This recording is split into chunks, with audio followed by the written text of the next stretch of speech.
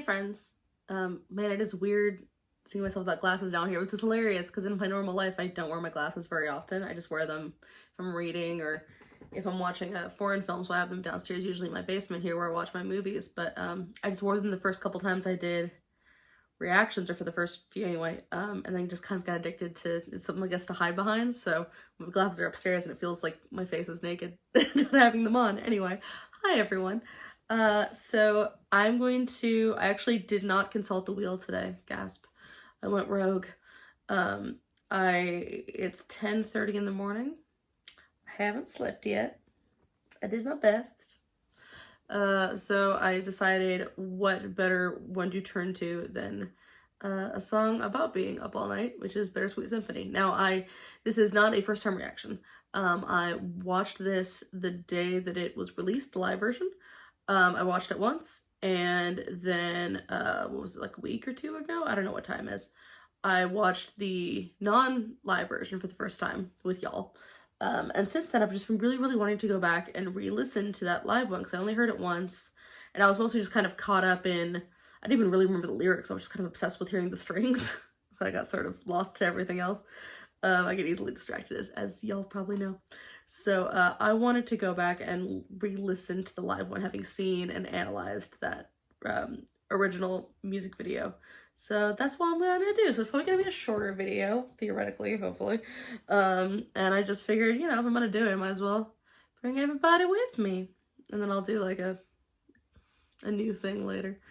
Okay. And then my buddy just gave me a bunch of stuff to put on my to-watch list, so it's gonna be a lot of different kinds of music on there. Oh, I forgot to mention, also, I will include it in the links, but I was randomly interviewed by this person named Joanne Whitlock for, she's starting to review, I guess she wants this review, she wants to start interviewing reactors, which, like, I guess tiny ones, because I'm the smallest of ones, but she was very, very kind. It was a fun conversation.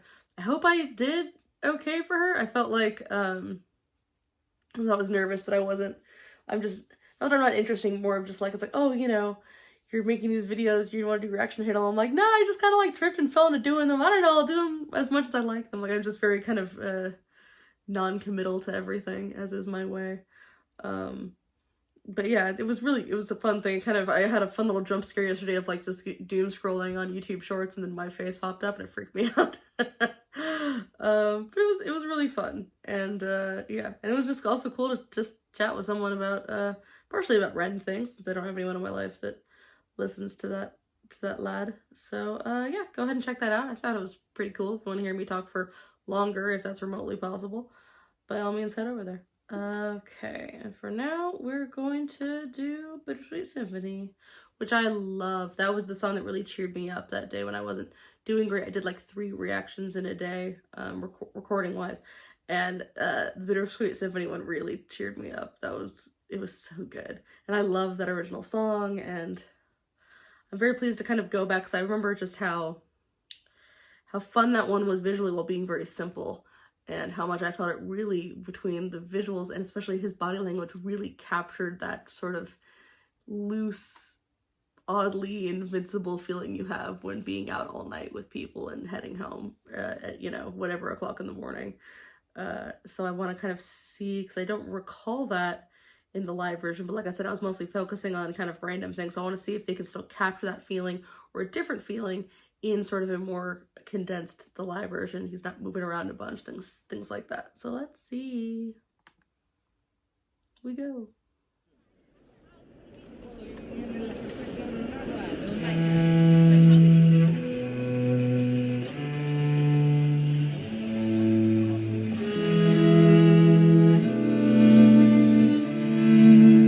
There is a string player. I'm so jealous. I was always jealous that my school never had string instruments. I had like an orchestra. We played against like when our band did concert band, and we exhibited with other people. Sometimes their other high schools had orchestras with strings, and I was always so jealous. I know that like when you're learning the violin, it sounds like you're just murdering buckets of cats in your room, but once it gets pretty, it gets real pretty.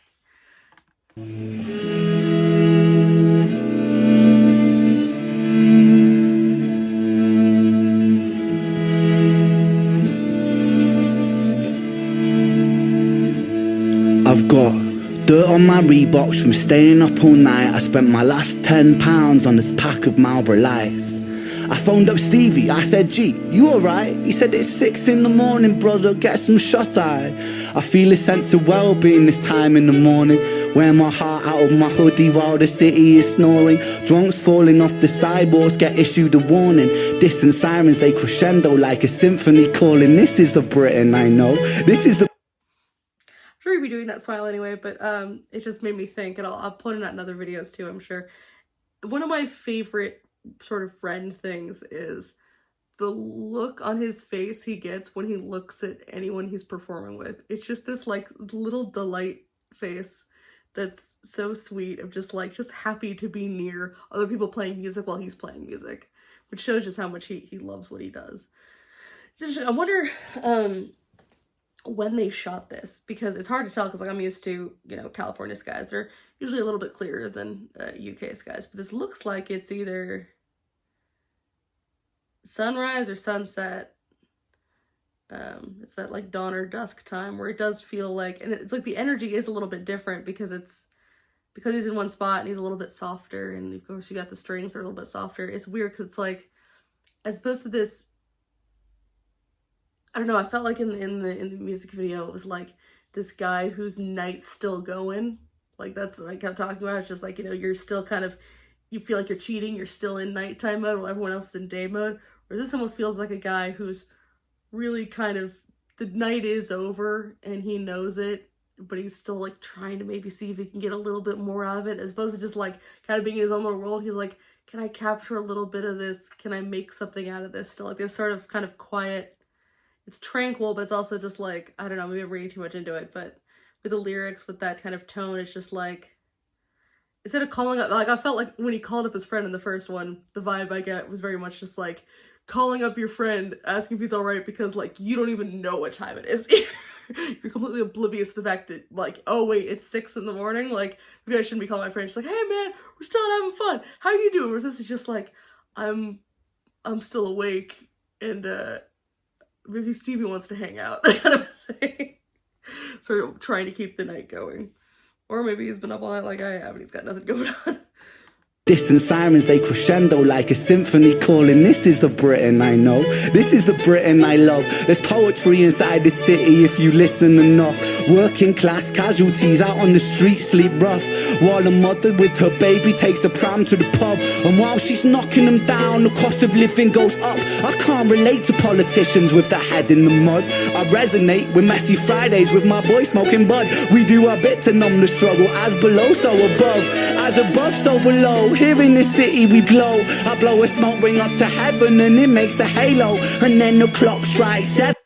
Yes, it's not as magical as it was in the music video because you had that beautiful light flare that made me implode, but that was still quite lovely. It's funny because they both feel so been out all night, early morning vibe, but they're like very, and probably both good evenings, but different kinds of good evenings. This has sort of a sleepy tinge to it. It's because the colors in the sky and the vibe of it is making, like, there was the last one made me think of like being out all night with my friends at like conventions or things like that. This one makes me feel like being up all night by myself, but not like because I couldn't sleep. Like I remember one night when my I still lived with my parents at the time. This was like in my late teens, early 20s, and my parents were out of town to go see my sister. And so I had the whole big house to myself, and I just felt like I had trouble sleeping when I was by myself at the time, because I'm just like, I don't know, like, this city that doesn't have a lot of crime, suddenly crime will happen or something. I don't know, I just always thought something bad would happen if I fell asleep in the house by myself. So I was wide awake. I stayed up all night watching movies. I had like pizza. I was chilling. I like got to live in the living room as opposed to being banished to my room. I had like a couple drinks. I think it was the night that I marathoned Band of Brothers for the first time. Which is a weird choice. So I was there by myself watching all of Band of Brothers at once. I remember it got to be about 5:30, 6:30 in the morning, and it was like a Sunday, and I lived in a suburb where this street outside was like kind of it wasn't in a gated area, but it was like in a kind of back area, so like there was no one on my street ever. And so I literally went out in the middle of the road and like sat down just because it felt really nice out, and like just smoked a cigarette, kind of laying there like sitting like this in the middle of the road just chilling like 6 in the morning. That very specifically is the memory I get and the vibe I get off of this version. There's my little tangent of the day, but that's the vibe I get. Also hate seeing people play play football, soccer. I used to play it as a kid, did not enjoy myself. It was the worst. It's funny, I wasn't bad at soccer, football, I mean, I'm living in America. Well, I wasn't bad at soccer.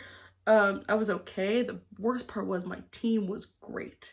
So like I hated playing. I didn't want to play. We just kept winning. So we kept having to keep playing. I was the one asshole. We finally lost and you get to go to like the epic playoffs out of the city. Like, and then like it would have been like in Northern California. I was like, yay. Well, everyone was really sad. Fuck soccer. But I'm sure they're having fun in the background. I think having that in the background does kind of give a nice touch to like it being just like a normal day going on. But again, it's a different vibe. I blow a smoke ring up to heaven and it makes a halo. And then the clock strikes 7, guess it's time to head home. My companion is the city, so I'm never alone. Stepping in and out of gaps of the pavement cracks. If I go to sleep now, that's an anticlimax. People rise to work and the sun mirrors that. A perfect juxtaposition for those out on the lash. Bear with me, it's beautiful, I think it's irrefutable. I don't remember that part from when I saw it the first time. Ooh, I quite like that bit. Have all the control. I don't know. I always found that very satisfying when I was in like orchestra and stuff like that. That when everyone was actually paying attention and focused and really like in it, and like everything started together, I always just found very satisfying. So that was really cool. Climax. People rise to work and the sun mirrors that. A perfect juxtaposition for those out on the lash. Bear with me, it's beautiful, I think it's irrefutable. There's beauty in the contradicting Britain, indisputable. Junkie in the cubicle, his old spoon is usable. His mother's in a black suit, crying at a funeral. 9 to 5 crucible, this route is not commutable. A kid falls off the tracks, then he serves a stretch at juvenile. Yeah, it's interesting. It's like because we had that moment in the normal video where he kind of pauses in front of that. I think is supposed to be a grave, that little grate in that spot in the sidewalk. But then it still kind of gets back to the bouncier feeling when it gets to the this route is not commutable part. But in this, it's like it's that feeling of like you're trying to push through having a good night or good morning, like not wanting it to end, not wanting the party to end, whether it was a like by yourself party or he was out, whatever party. Kind of enjoying his city, but like the weight of the things he's singing about are kind of getting to him a little bit more here, whether he's a little bit more sleepy. Well, this is not in reality, this is in my brain in the thought of the video, where he's like his steps are getting heavier as the words are getting heavier, he's slowing down some. It's like it's interesting, you're seeing the more, and that could also be because like he's just kind of more of an actor now at this point, the way he's making eye contact with us. Even though he's kind of pacing back and forth, he's in his own little world, but every so often at a certain point will like look at us. He's sort of playing through the motion of the song a lot more, like playing through the lyrics as opposed to playing through the vibe like he did in the music video. Also, why he got that backpack on? We know you like Adidas, we see it. What you got in the backpack? Do you have snacks? Someone's playing soccer, do you have granola bars and orange slices? Maybe. This route is not commutable, a kid falls off the tracks, then he serves a stretch at juvenile. Libby's at the Dolies, but her disposition's humourful, while Davy's at the bookies and his mates call him delusional Britain. Drink it down and moan about the weather when the sun starts shining, feel the factor 10 tremor. Drink it down and moan about the... Wait a minute. I'm sorry. It's a dumb thing to get cut up, but I'm sitting there, I'm just like nodding and just like really enjoying how like for some reason this mate's call him delusional. It's like he was smiling, like thinking about, you know, his friend being a dummy. And I'm watching him and I'm kind of looking down the stripe Nike shoes. Good sir, if you're going to put on everything Adidas, including backpack, I bet your socks are Adidas. Why put on the Nike shoes? If you're wearing the uniform, wear the uniform, my guy. See, Nikes and Adidas are big here in Portland because both headquarters are in Oregon or near. they're within short driving distance, the two headquarters of Nike and Adidas. The war. I finally got some Adidas recently. I used to wear them all the time in high school, and like middle school, high school, those in Converse. Then I finally, like, I hadn't had proper tennis shoes in years, and finally I'm like, you know what, I would actually like to dress like a human being. So I got some Pumas, my first pair of Pumas, and I got some Adidas. I'll give it to Ren, even though he wasn't lying, which is because I missed Adidas, but I'll say, yeah, sure, Ren, you inspired me. You inspired me to get some sweet lavender Adidas because I wanted to be special. I always am very like black and white. I don't like to wear a lot of color because I'm very self-conscious. So I got sky blue Pumas and white and purple Adidas. To which my friend was like, you don't wear color. I'm like, I know, I'm trying new things, and got kind of funny looks, but I can try things, see what happens. Anyway, point being, what's up? Why are you disrupting the uniform? Or maybe that's it. Maybe it's just like, does he wear Adidas shoes? Maybe he's only Adidas clothing loyalist. I never thought of them much as a clothing company. I'm getting way off, sorry. I'm just realizing that whole having not slept has started to kick in of me going like do. Thoughts are ping-ponging a little bit more. I think a lot of the change of the vibe, besides like obviously you've got the his energy level and the accompanist. Also, it's the background. Instead of that like kind of not bustling city, but like a morning city street, you've got just these like apartment buildings. It kind of makes everything seem very quiet. Which I kind of like. Again, it's so funny because I think they both illustrate that early morning vibe completely differently, but also completely perfectly, and I think that's really cool. He's at the bookies and his mates call him delusional Britain. Drink it down and moan about the weather when the sun starts shining. Feel the factor 10 tremor. Boys will be in it together till the fists start flying like the Conor McGregor, and then he's out. I think he took it too far. I think the boy saw red. I think he hit him too hard. Now he's face down on the pavement with a face full of tar. Mad how small altercations can define who we are. That's my cue. I guess it's time to head home. Bittersweet how my high found its way to below. And I've said it once before, as above so below. Living on the streets of Britain, you just go with the flow. But I'm done. I love that. I love this song so much. I don't really know what version I like the most. They both are just so different. I freaking love them all. And I love the original. All the versions. All the symphonies, what are bittersweet. Yay, hooray.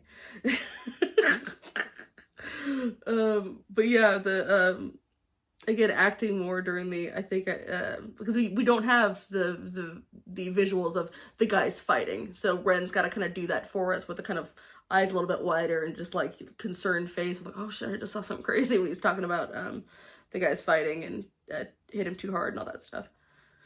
That's kind of cool. Like it still manages, even though it's just him with some stuff behind him, you're still engaged the whole time. Because this dude knows how to, he's got that thing. It's funny, I was thinking about him the other night and comparing him to Marilyn Monroe. But it's real, man. Like, Marilyn was unbelievable to watch. Yeah, she was very, very attractive.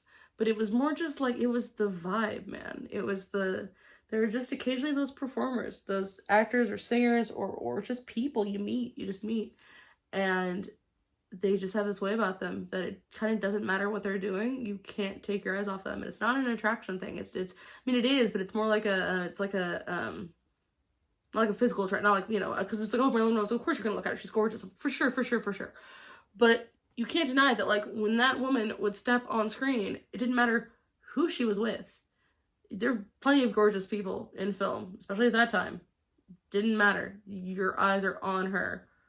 Unless maybe Jane Russell's there, because I mean, her and Jane in oh my gosh, my brain, Gentlemen Prefer Blonde, they're pretty well matched. Jane Russell's awesome in that movie. But in general, it's kind of like she has this way about her that when she walks into a space, it's like all of the light in the room turns off and then turns back on through her body. Like through her eyes, through her expressions. And Ren in my brain has that as well. I mean, this is a weird analogy, but that's what I feel. Also, side note for Marilyn Monroe, you know, like, of course all her movies are great and everyone goes for, you know, The 7-Year Itch or Some Like It Hot. I will put out, and Gentleman Before Blonde, which is my favorite, but I will put out there for Don't Bother to Knock. It's an okay movie, but Marilyn Monroe plays more of like a serious role in it, and it has like some real, like, she's a really kind of mentally troubled person. She's really good in it. That and How to Marry a Millionaire. She's not the main girl. She's like the third main girl, but she's so cute. She wants to find a cute man, but she's always afraid that no one's gonna like her because she's got glasses. And she's just really adorable in it. She's really, really charming. Anyway, Marilyn Monroe tangent. But yeah, it's that's what I could think of. It's that vibe. It's that, like, it kind of doesn't matter what they're doing. You sort of kind of can't stop watching them. I always also felt like, even, and it's funny, it's even those actors who were like in things that aren't very good. This is a very hilarious comparison, but I used to sometimes watch that show and it wasn't good. It was bad. Teen Wolf. It's not a good show. It sucks. But there's that guy on there who plays Styles, the friend, Dylan O'Brien. He's just like really like just watchable dude. Like, it's just really, like, I'm always interested in what he's doing in a scene. And so, like, if he was on screen, even if I was doing other stuff, I would, like, stop and watch if he was on, just to be like, what's he up to? I didn't even care about the character because it was so poorly written. But he was just always really interesting to watch, and Ren's the same way. I think it's very cool finding those certain people. And I've also met those people in life. Sometimes I've been burnt by those people of like, oh wow, they're so amazing. I'm like, oh, I know they suck. They're just really great at being shiny. But yeah, sorry, this is a bit of a tangent. Kind of ramble, but I just think that there's something really amazing about someone who can just captivate that, and not even seemingly on, yeah, of course he's a performer, but I don't even know if he knows how insanely watchable he is. I don't know. It's cool. I'm sure a bunch of that obviously comes from busking, from training through that. That's, I mean, gotta be the biggest boot camp of trying to make yourself as interesting to watch as humanly possible, because it affects on if you're going to, like, have money that day or not. Living on the streets of Britain, you just go with the flow. But I'm done, I'm out for the night. As the sun paints the pavements, I'll turn out the light. White noise on the radio to quiet my mind. I always was an overthinker, just the way I'm designed. Britain, drink it down and moan about the weather. When it's all said and done, we'll be in it all together. Boys, we'll be like you forever. It's a bittersweet symphony with birds of a feather. I love the way he's like, he's sort of, it almost like, looks like he's like brushing, he's like combing the strings of the cello to make that, or is that a cello? I'm so bad at knowing size-wise what the different string instruments are. I'm sorry, I'm trash. I think that's not a cello, maybe it's too small. Anyway, doing that on the big string instrument to mimic the sounds of the seagulls from the original is such a cool little detail. Forever, it's a bittersweet symphony with birds of a feather.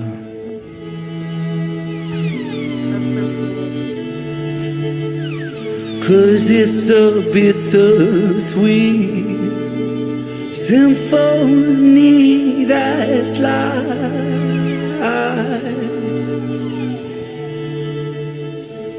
Trying to make ends meet. You're a slave to money, then you die.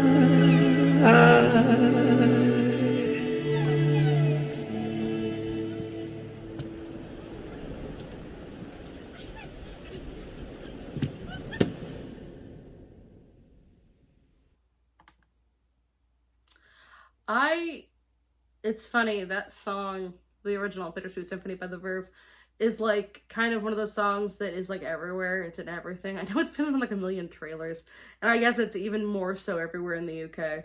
And it's great, and I've heard it a million times, and I like it a lot. But it's not a song I ever like go out of my way to listen to. But if it's on the radio, I'm like, oh hey, fuck yeah, I'll listen to it. But it's funny because I've heard the lyrics a million times, but when he does it, he sings it because you know his values and because you know like what he feels about that sort of things, you know, you're a slave to money and then you die, it kind of makes the lyrics hold more weight. Because I mean, like, who knows, maybe I would feel that same way if I knew more about the members of the Verve, and that's on me. But they just kind of stand out a lot more when you're hearing a guy who clearly, like, first of all loves the song, but also holds a lot of weight to those, or holds a lot of value in those words. Yeah, it just kind of makes him stand out more. And also his vibrato is real pretty. My buddy freaking hates his voice because of the vibrato, and I surely don't get it. Every time I've been like, oh, you should listen to this, because, like, and I'll try to sneak it in, like, hey, this Chinchilla song is good, and, like, there's also a guy on there you might like. She's like, yeah, I know his voice is really irritating. I'm like, I don't know what to say to that, because it just sounds, it gives me chills. It's so pretty. I got nothing for you, man. Well, Shazbot, this was way longer than I meant it to be. That's what always makes me nervous. Like, if I know I've been talking for a while and I look and it's long, then I'm like, okay, well, whatever. But it's in this one where I felt like, oh, I didn't talk much at all. It was like maybe 15 minutes, probably more like 12. I look, it's like 25. Then I go, oh God, did I space out? Did I just not talk about anything? And I start to get nervous. But, so it goes. All right, that is it for me for now. I'm feeling better. Just sleepy, so hopefully I'll take a nap at some point today, but not a lot of nap. I might record some more of these to try to stay awake, actually, so I can sleep tonight like a person does. I gotta at least pretend I'm a person, or else they'll find out. The church will find out. Anyway. Alright, love y'all. Pieces, geeses.